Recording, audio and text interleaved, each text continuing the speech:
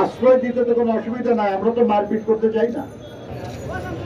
আমরা যখন বলি যে আপনাদের অধীনে কোনো নির্বাচন সুষ্ঠু হয় না, এই গত কয়েকদিন আগে উপনির্বাচন হলো, 16% ভোট পড়েছে ব্রাহ্মণবাড়িয়া, 54% লোক নির্বাচনে ভোট দিতে যায় নাই।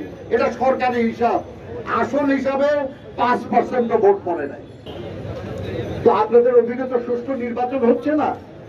এক মাগুরা নির্বাচনের জন্য আপনার তত্ত্বাবধায়ক সরকার চাইলেন, আজকে সারা দেশে শত শত মাগুরা বানালেন আপনারা, আর তত্ত্বাবধায়ক সরকার চাওয়া যাবে না কেন?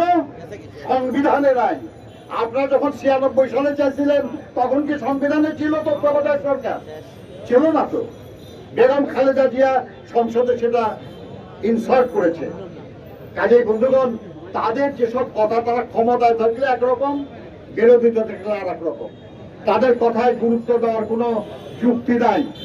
অতএব আমাদেরকে এই অবৈধ সরকারের অবসান এবং নির্দলীয় সরকারের দাবিতে, জনগণের ভোগান্তি দূর করার লক্ষ্যে, দ্রব্যমূল্য কমানোর দাবিতে এবং দেশনেত্রী বেগম খালেদা জিয়া সহ রাজনৈতিক কারণে বন্দী নেতৃবৃন্দের মুক্তির দাবিতে এই আন্দোলন চালিয়ে যেতে হবে। এই কোভিডের মধ্যেও বাংলাদেশে প্রায় 12,000 নতুন কোটিপতি হয়েছে ব্যাংকের হিসাবে। আজকে ক্ষমতাসীন দলের নেতারা টাকা পয়সা বেশি ব্যাংকে রাখে না।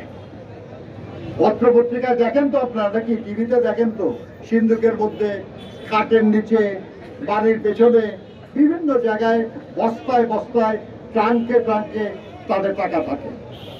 কিন্তু ব্যাংকে যে টাকা রাখা হয় সেই হিসাবে।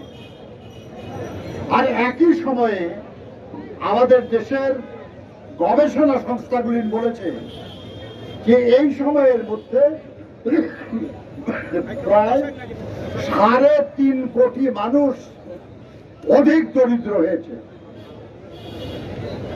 12,000 নতুন কোটিপতি আর 3.5 কোটি মানুষ অধিক দরিদ্র। বাংলাদেশের মানুষ জানতে চায় যে সরকার উন্নতি বলতে কি বোঝায়।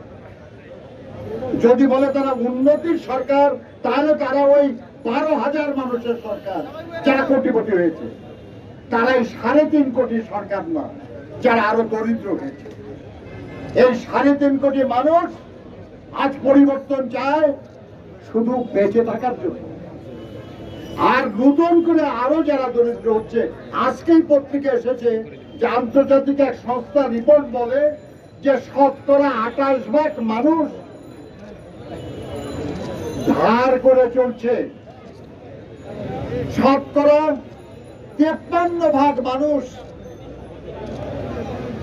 তাদের খাবার কমিয়ে দিয়েছে, 15% মানুষ তাদের যা কিছু জমানো আছে সেগুলো খরচ করে ফেলতেছে। তাহলে দেশের অবস্থা কি?